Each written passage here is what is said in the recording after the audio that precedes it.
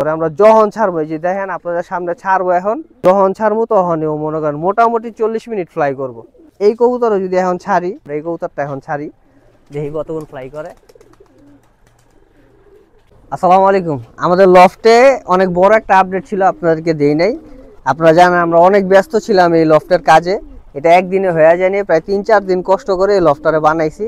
যাই হোক, আমরা 26 রমজানের দিকে আমরা আমাদের যে 4 পিস বাচ্চা উড়াই, 2টা গররা বাচ্চা, 2টা সাপচিলা বাচ্চা, এই বাচ্চা দুটো আমরা যখন উড়াই তখন 26 রমজানের দিকে আমাদের 2টা বাচ্চা হারায়া যায়। অনেক হাইট নিয়ে ফেলে ফার্স্ট টাইম, ওরা পরে পড়া যায় দূরে গিয়া। একদিন পরে হচ্ছে আমাদের এই মাদি বাচ্চাটা ফেরত আসে। দেন এরপরে প্রায় 20 দিন পরে আমাদের আরেকটা নর বাচ্চা ছিল, ওই নর বাচ্চাটা ফেরত আসে। আমি দেখাই আপনাদের কবুতরটা আমি খুব পছন্দ করি। আমার প্রত্যেকটা কবুতর হচ্ছে সবচেয়ে পছন্দের কবুতর। আমি অপছন্দের কবুতর আমার লফটে রাখি না। কিংবা যদি ধরেন আমাদের কোনো কবুতর ভালো কবুতর গাছে টাছে আশেপাশে যদি বসে, আমি ওই কবুতর কখনো আমার বাসায় বাইরে ছাড়া বন্ধ করে দিই। আমার কথা হচ্ছে কবুতর উড়ামো, কবুতর উড়ে ডাইরেক্ট বাসায় নামবো, ওই চালে ছাদে। আর আমি যেই টেকনিকে পালি, এই টেকনিকে কবুতর কখনোই গাছে টাছে বা চিপা চাপায় বসে না। যাই হোক, এই কবুতরটা হচ্ছে আমাদের 26 রমজানের দিন হারায় যায়। আপনারা অনেকে এই কবুতরটা দেখছেন। আমরা এই 2টা কবুতর 4-5 রমজানের দিকে আমরা 2টা বাচ্চা নিয়ে আসছিলাম। পরবর্তীতে আমরা ওদেরকে ফ্লাইংয়ের জন্য দিছি। দেন এই যে দেখেন ওর এইখানে কানি পরে আছে। ওরে যখন আমরা হারাইছি তখন হচ্ছে ও এইরকম, আপনার আইডিয়া মতো বলি, ওর এই পাখাটা ছিল না। দেন এই পাশের 2টা পাখা উঠানো ছিল, এই পাখাটা আর এই পাখাটা উঠানো ছিল, এই জন্য ও ব্যাক করতে পারে নাই। সেই কবুতরটা যত বয়স হবে আস্তে আস্তে তত কালার আসবে। যে দেখেন এই আইসটাগুলো সব লাল হয়ে যাবে আস্তে আস্তে। খুব সুন্দর একটা কবুতর মাশাআল্লাহ। যখন একটা কবুতর ভাই অনেকদিন পরে বাসায় ফেরত আসে, এটা খুশির ঠিকানা থাকে না। যারা কবুতর পালে তারা এই খুশিটা বুঝবেন যে কতটুকু খুশি লাগে একটা কবুতর যখন বাসায় রিটার্ন আসে। ও আয়সা হচ্ছে আমাদের এই ঘরের মধ্যে ছিল। আমি ঢাকায় ছিলাম, পরবর্তী আয়সা দেখলাম যে ও আমাদের বাসায় রিটার্ন আসছে, দেখে অনেক খুশি লাগছিল। ওর সাথে তো আমরা এই যে গররা বাচ্চাগুলো ফ্লাইং এর জন্য দিতাম। এই যে এই গররা বাচ্চাটা ও অ্যাডাল্ট হয়ে গেছে। ও খুব ছোট ছিল, আমরা 2টা গররা বাচ্চা যে 2টো আনছিলাম, ওই 2টা বাচ্চা অনেক ছোট ছিল। এখন আলহামদুলিল্লাহ ও পুরো অ্যাডাল্ট হয়ে গেছে। এই কবুতর 2টা আমি কখনো আধা ধরতে পারি না, আর ইচ্ছাকৃতভাবে ধরি না। ওদের ধরলেই কবুতর নষ্ট হয়ে যায়, হয় লেজ ছিঁড়ে নয়তো পাখা ছিঁড়ে। এই যে দেখেন মাশাআল্লাহ,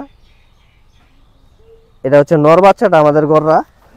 ওরে আমরা যখন ছাড়বো, এই যে দেখেন আপনাদের সামনে ছাড়বো, এখন যখন ছাড়বো তখনই ও মনে করেন মোটামুটি 40 মিনিট ফ্লাই করব। ওর পাখায় কোনো ডিস্টার্ব নাই, এই জন্য ছাড়তাছি। দেখেন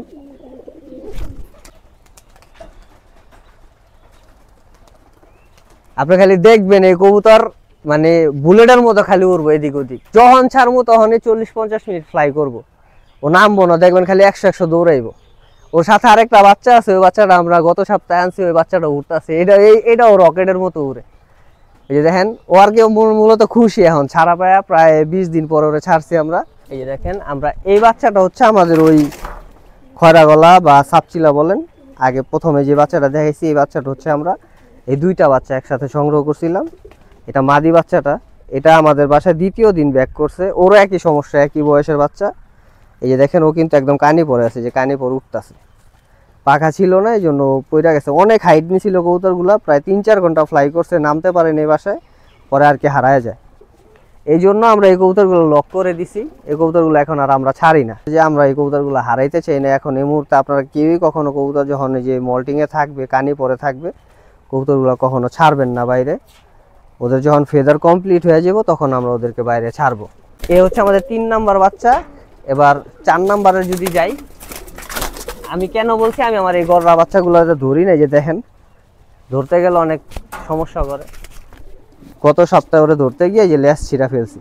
গররা কবুতরের সৌন্দর্য হচ্ছে লেজ ছিঁড়া গেলে কবুতর সুন্দর লাগে না। যে কোনো কবুতর লেজ ছিঁড়া গেলে কবুতর সুন্দর লাগে না। এটা হচ্ছে মাদি বাচ্চাটা। ওরে কিন্তু খাবার খাইতে পারতো না, যে বয়সে ছিল একদম চিচি বাচ্চা ছিল তখন আমরা আনছি। এই দেখেন ওর চোখটা আরেকটু সাফ হবে, একদম পুরোপুরি সাফ হবে না, কিন্তু আরেকটু সাফ হবে। এই কবুতরও যদি এখন ছাড়ি, ওই যে দেখেন ওটা উঠতেছে, ওই যে দেখাও, ওই যে উঠতেছে।